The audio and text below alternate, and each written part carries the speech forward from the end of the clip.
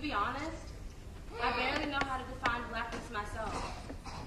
Is it ingrained in the way I eat, the way I talk, the way I sleep? Is it something that I have no control over?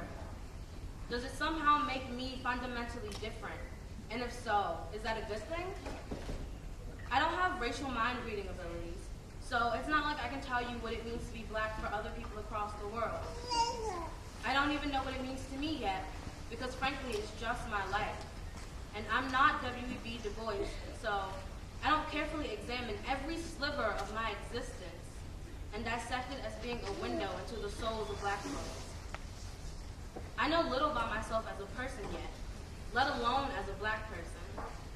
Why can't I just be a person who just so happens to be of the darker variety?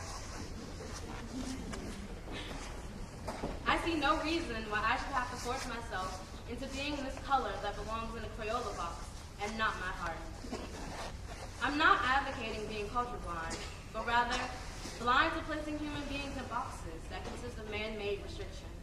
I love and celebrate my culture and my heritage, but I understand that my experience differs tremendously from that of other African Americans.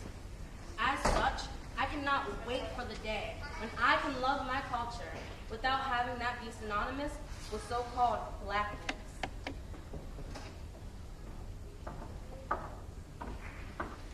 You're pretty for a dark-skinned girl. Sounds kind of like you're a pretty good field hand to me. That half compliment reminding me of my superficial superiority and my long-ago quest to distance myself from my brothers and sisters in dark arms. That lackluster comment that conveys that apparently my complexion isn't worthy of a full praise. Tired of inquiries as to whether I enjoy too many rays of the sun. Nah, I came this way. It doesn't hurt me anymore. I can't let it hurt anymore. But as I grew older, I grew frustrated. As I grew into this hue, I was left with more questions and less answers. And I guess the preference for tall, dark, and handsome only applies to guys, because if you look more like the dark chocolate than the caramel frappuccino, then you won't get a mention and you won't get recognition. But no matter. There's always my friends, right? Little did I know, I had a bit too much melanin contained in my pigment, just enough to make my natural coils uncontrollable. Just enough to limit me to the makeup that they don't display. Just enough to prompt that deadly assault that I still dread for no rational reason. You look like an African. And I was bred to slap and recoil when I heard that. What did you just call me?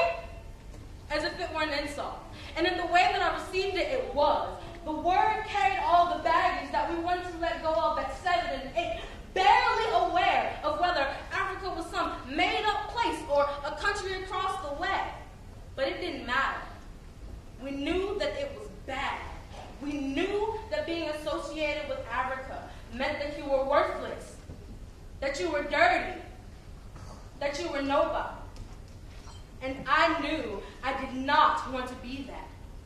So I found solace in pointing out the ones who were just a bit darker than I, keeping tally in my head, making sure that anyone who was around me understood that I am not the end of the spectrum. Needless to say, that got me nowhere. I started to hate the range more, and as I succeeded in my game, I liked my skin less and less. I hated myself. Not simply because of the darkness that you see in my face, but because I face opposition from within and without my race, wondering fruitlessly why my skin isn't light enough to count me as a black American. Hell, even literature hates me because light is right and dark is evil. Always home to a soul-shattering shadow of a monster. My monster is the fact that in order to pass this class, I have to sit here and agree that this light-dark imagery is the way to go, and that whenever the dark appears, we must shudder in fear. I shudder know you're not supposed to empathize with the villain, but I do. Because I understand what it's like to live life in the underground and in the shadows, praying that you notice my light nature under this dark shell. And sometimes, just sometimes, I wish the supposed evil one could have his own Bildungsroman. Wish I could tell him that it is okay to stay dark. That it is not necessary to come into the light, to come into his own right. And sometimes, I wish he could tell me how to be.